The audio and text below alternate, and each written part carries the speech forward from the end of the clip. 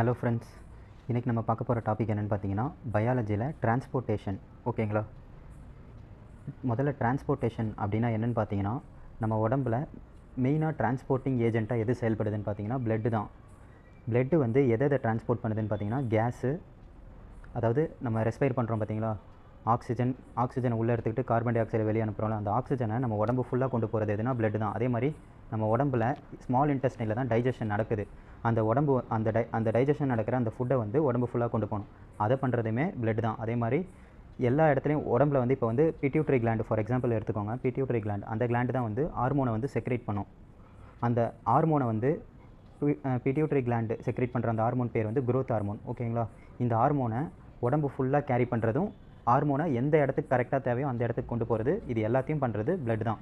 So blood எதை transport பண்ணுறது உடம்புல? Gases, food, hormone etcetera to various parts of the body. இப்போது ஹியூமனில் டிரான்ஸ்போர்ட்டேஷன் பார்க்கலாம். ஓகேங்களா? Transportation takes place through circulatory system. Circulatory சிஸ்டம்னா இங்கே எதை மென்ஷன் பண்ணுறோம்? பிளட்டை தான் மென்ஷன் பண்ணுறோம். சர்க்குலேட்டரி சிஸ்டம் வந்து ஆக்சுவலாக வந்து ரெண்டாக பிரிக்கலாம். ஒன்று வந்து ஓப்பன் சர்க்குலேட்டரி சிஸ்டம், இன்னொன்று வந்து closed circulatory system. Closed circulatory சிஸ்டம்க்கு வந்து எக்ஸாம்பிள் வந்து ஹியூமன் பீயிங். க்ளோஸ்டு சர்க்குலேட்டரி சிஸ்டம்னா எப்படி இருக்கும்னா, பிளட்டும் லிம்ஃபும் வந்து தனித்தனியாக இருக்கும். அதே ஓப்பன் சர்க்குலேட்டரி சிஸ்டம்னா பிளட்டும் லிம்ஃபும் மிக்ஸ் ஆகிருக்கும். அப்படி பிளட்டும் லிம்ஃபும் மிக்ஸ் ஆகிருந்தால் அதுக்கு பேர் வந்து ஈமோலிம்ஃப்.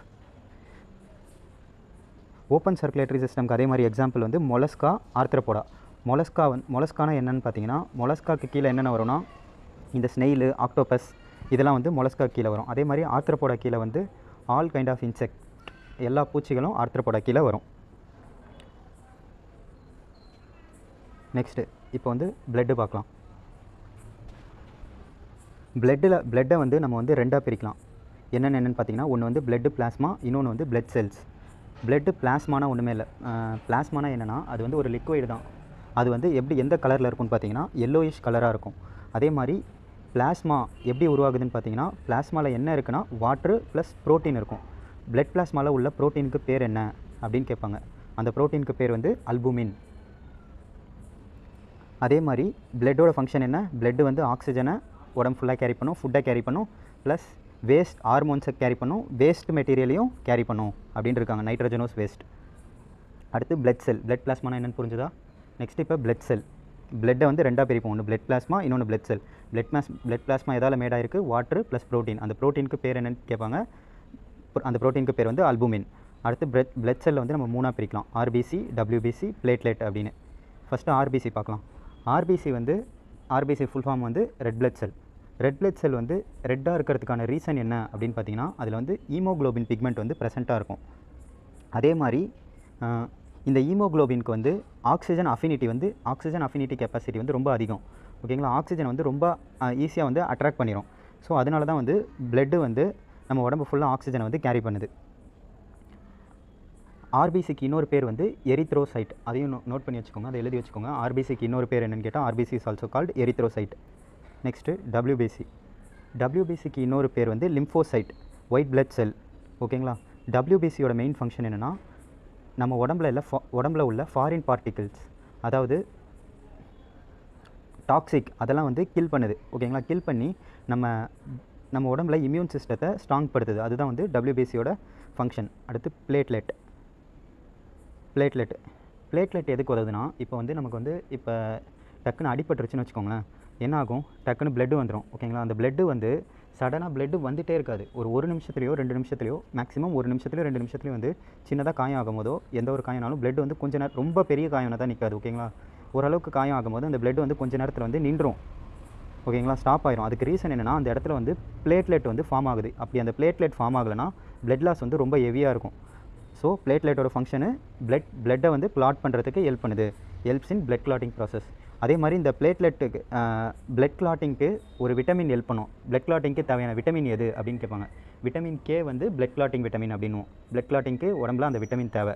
ஓகேங்களா? அதே மாதிரி விட்டமின் கேவோட கெமிக்கல் நேம் என்ன அப்படின்ற மாதிரி கொஸ்டின் வரும். விட்டமின் கேவோட கெமிக்கல் நேம் வந்து ஃபைலோகுவைனின். விட்டமின் கேவோட கெமிக்கல் நேம் வந்து எழுதிக்கோங்க, ஃபைலோகுவைனின். அடுத்து பிளட் வெசல். பிளட் வெசல்னால் ஒன்றுமே இல்லை, பைப்பு. ஓகேங்களா. பிளட் வெசலை வந்து நம்ம ஒரு 3 டைப்பாக பிரிக்கலாம். என்னென்னா ஆர்டரி, வெயின், கேபிலரி அப்படின்னு 3ஆக பிரிக்கலாம். ஆர்டரி, இப்போ முதல் ஆர்டரி பார்க்கலாம். ஆர்டரி என்ன பண்ணுன்னா எப்போவுமே வந்து ஆக்சிஜனேட்டட் பிளட்டை மட்டும்தான் கேரி பண்ணும். ஆர்டரினா ஓகேங்களா, ஆர்டரினா ஆக்சிஜனேட்டட் பிளட்டை தான் கேரி பண்ணும். அதே மாதிரி வெயின் அப்படின்னா டீஆக்சிஜனேட்டட் பிளட்டை தான் கேரி பண்ணும். அதே ஞாபகம் வச்சுக்கோங்க. ஆர்டரினா பியூர் பிளட், அதாவது பியூர் பிளட்னா இன்னொரு பேர் வந்து ஆக்சிஜனேட்டட் பிளட். வெயின்னா இம்பியூர் பிளட்னா டீஆக்சிஜனேட்டட் பிளட் தான் கேரி பண்ணும். அதே ஆர்டரி வெயினுக்கு இந்த 2 ஃபங்க்ஷனை மைண்டில் வச்சுக்கோங்க. அதே பல்மனரி ஆர்டரின்னு கேட்டானா ஆர்டரிக்கு ஆப்போசிட். பல்மனரி வெயின் அப்படின்னு கேட்பான், அது வந்து வெயினுக்கு ஆப்போசிட். பல்மனரி ஆர்டரியோட ஃபங்க்ஷன் என்னென்னு பார்த்தீங்கன்னா, ஆர்டரி வந்து பியூர் பிளட்டை கேரி பண்ணும். அப்போ பல்மனரி ஆர்டரி என்ன பண்ணும், இம்பியூர் பிளட்டை கேரி பண்ணும். அதே மாதிரி பல்மனரி வெயின் என்ன பண்ணும், இம்பியூர் பிளட்டை கேரி பண்ணும். அப்போ பல்மனரி வெயின் பியூர் பிளட்டை கேரி பண்ணும். வெயினுக்கு ஆப்போசிட் தான் பல்மனரி வெயின். அதே மாதிரி ஆர்டரியோட ஸ்ட்ரக்சர் எப்படி இருக்குன்னு பார்த்தீங்கன்னா, ஆர்டரியோட வால் வந்து திக்காக இருக்கும், எலாஸ்டிக் வாலாக இருக்கும். அதே மாதிரி திக்காக இருக்கும். ஓகேங்களா. பிளட்டு வந்து இங்கே வந்து ரொம்ப ஹை ப்ரெஷரில் ஃப்ளோ ஆகும். ஆர்டரின்றது ஒரு பைப், அவ்வளோதான். அங்கே வந்து பிளட்டு வந்து ஹை ப்ரெஷரில் ஃப்ளோ ஆகும். அதே வெயின் பார்த்தீங்கன்னா ஆர்டரி திக்காக இருக்கும், அதை ஞாபகம் வச்சுக்கோங்க. வெயின் பார்த்தீங்கன்னா தின்னாக இருக்கும். இதோட வாலும் வந்து எலாஸ்டிக் வால் தான்.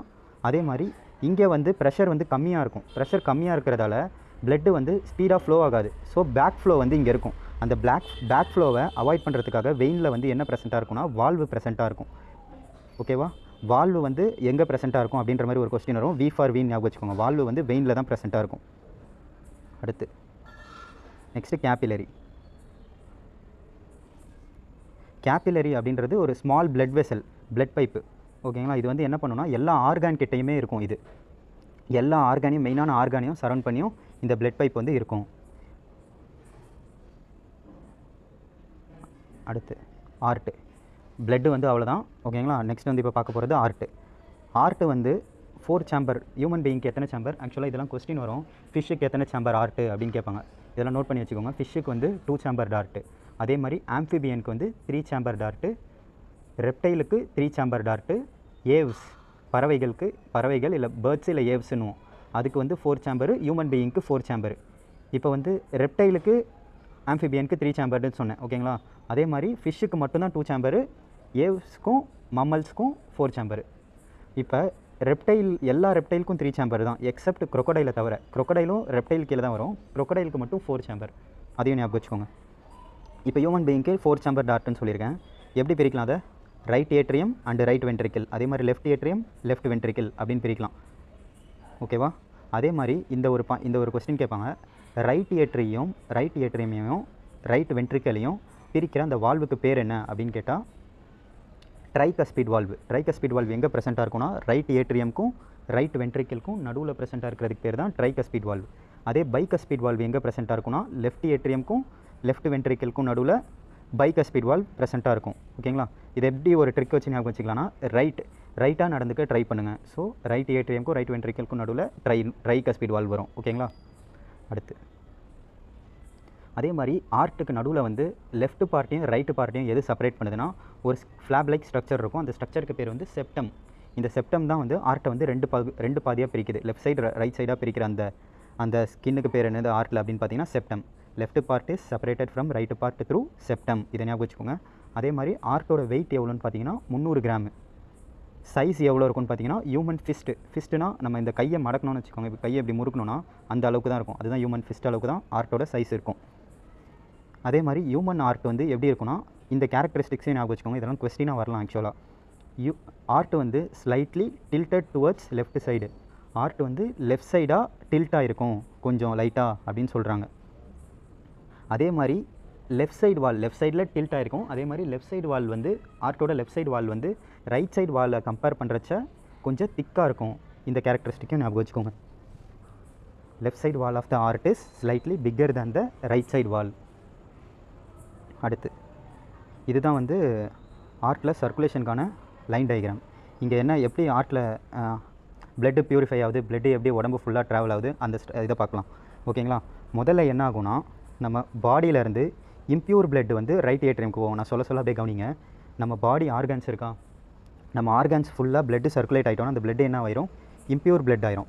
அந்த பிளட்டு வந்து எங்கே போகுது, பாடி ஆர்கான்ஸ்லேருந்து ரைட் ஏட்ரியமுக்கு போகுது. ஸோ இம்பியூர் பிளட்டை எது கேரி பண்ணுதுன்னா வெயின் கேரி பண்ணுது. ஓகேங்களா. அதே மாதிரி இன்னும் ஒரு ட்ரிக்கு சொல்கிறேன், அதை ஞாபகம் வச்சுக்கோங்க. இது வந்து கான்செப்ட் வைஸாகவே தான் கொஸ்டின் வரும்.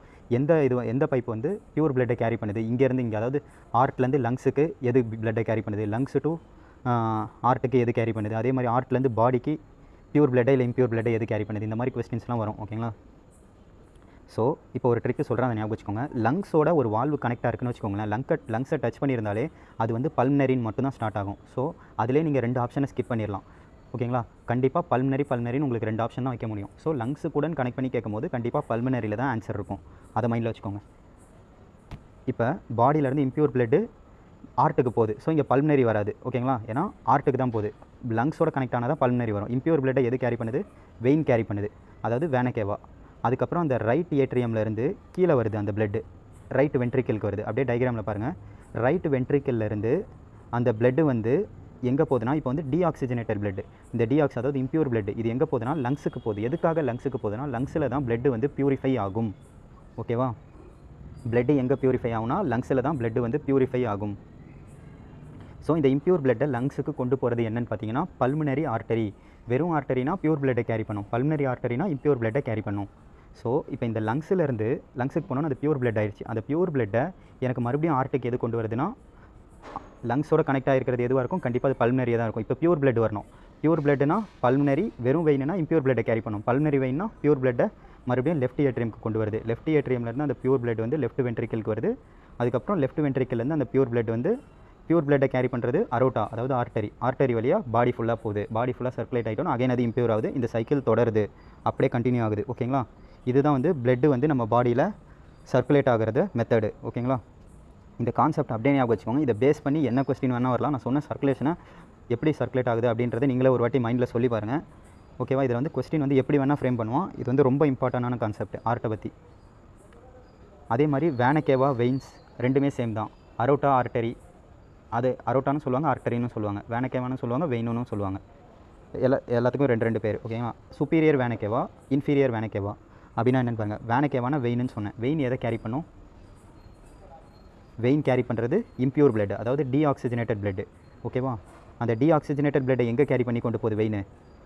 ஆர்ட்டுக்கு. இந்த டயக்ராமில் பாருங்கள், பாடியிலேருந்து ஆர்ட்டுக்கு கேரி பண்ணி கொண்டு போகுது. ஸோ வெயினில் 2 டைப் இருக்குது. ஒன்று சுப்பீரியர் வேனகேவா, இன்னொன்று இன்ஃபீரியர் வேனகேவா. இந்த சுப்பீரியர் வேனகேவா என்ன பண்ணுன்னா, டீஆக்சிஜனேட்டட் பிளட்டை நம்ம அப்பர் பார்ட் ஆஃப் த பாடி, அதாவது பாடியில் மேல் பகுதியிலேருந்து ஆர்ட்டுக்கு கொண்டு போகும். அதே இன்ஃபீரியர் வேனகேவா வந்து நம்ம லோயர் பார்ட் ஆஃப் த பாடியிலேருந்து ஆர்ட்டுக்கு இம்பியூர் பிளட், அதாவது டீஆக்சிஜனேட்டட் பிளட்டை கொண்டு போகும். சுப்பீரியர் வேனகேவா, இன்ஃபீரியர் வேனகேவாக்கான டிஃப்ரென்ஸ் பார்த்துக்கோங்க. அதுக்கடுத்து double circulation, single circulation. Double சர்க்குலேஷன்னா என்ன, சிங்கிள் சர்க்குலேஷன்னா என்ன அப்படின்னு பாருங்கள். டபுள் சர்க்குலேஷன்னா ஒன்றுமே இல்லை, பிளட்டு வந்து ஆர்ட்டில் 2 வாட்டி என்ட்ராகி டூ டைம்ஸ் என்ட்ராயிடுச்சுன்னா, இந்த நான் சொன்ன ப்ராசஸ் அப்போ நான் இப்போ ஒரு ப்ராசஸ் சொன்னல, அந்த ப்ராசஸில் பார்த்தீங்கன்னா ஆர்ட்டில் வந்து ஹியூமன் பீயிங்கில் பிளட் வந்து 2 வாட்டி என்ட்ராயிருக்கும். ஓகேவா? அப்படி என்ட்ராகிற பட்சத்தில் அதை வந்து டபுள் சர்க்குலேஷன் சொல்லுவோம். அதே வந்து பிளட்டு வந்து ஆர்ட்டில் வந்து ஒரே வாட்டி தான் என்ட்ராகுது அப்படின்னா அதை வந்து சிங்கிள் சர்க்குலேஷன்னுவோம். டபுள் சர்க்குலேஷனுக்கு எக்ஸாம்பிள் எது, அதாவது சிங்கிள் சர்க்குலேஷனுக்கு ஞாபகம் வச்சுக்கோங்க. சிங்கிள் சர்க்குலேஷனுக்கு எக்ஸாம்பிள் ஃபிஷ் மட்டும்தான். அப்போ ரிமைனிங் உள்ள எல்லாமே டபுள் சர்க்குலேஷனில் வந்துடும். சிங்கிள் சர்க்குலேஷனுக்கு எக்ஸாம்பிள் ஃபிஷ், அதை மைண்டில் வச்சுக்கோங்க. ரிமைனிங் எல்லாமே டபுள் சர்க்குலேஷன். ஹியூமன் கேட்டாலும் சரி, ரெப்டைல்னு கேட்டாலும் சரி, ஆம்பிபியன் கேட்டாலும் சரி. ஓகேவா? அடுத்து லிம்ஃபு. லிம்ஃப்னா என்னென்னு பார்த்தீங்கன்னா, லிம்ஃப் அப்படின்றது ஒரு கலர்லெஸ் லிக்வைட். இது வந்து ஒயிட் கலராக இருக்கும்.